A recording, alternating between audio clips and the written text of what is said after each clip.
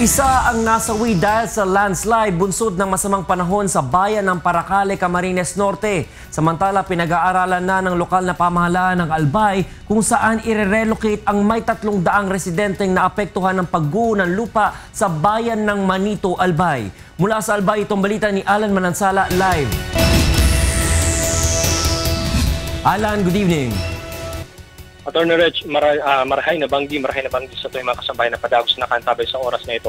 Alas 10 ng umaga kahapon na magkaroon ng pagguho ng lupa na sumira sa mga bahay na may 72 pamilya sa sitio Inang Maharang sa Manito, Albay dahil sa masamang panahon.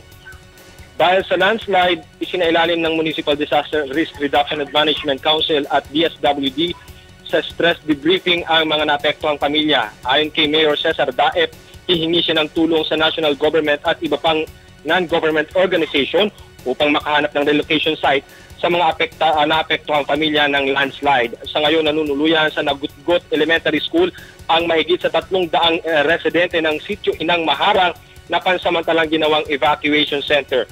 Samantala, isang babae ang nasawi sa Barangay Tawig, Paracale, Camarines Norte dahil sa landslide. Ito ay kinilala ng si Arlene E. Aguilar, may asawa. Nasira ang tindahan ito at nasa tabi ng kalsada dahil sa landslide. Apektado naman ang mga motorista sa lalawigan dahil sa isa pang landslide sa Barangay Paraiso sa bayan ng Santa Elena.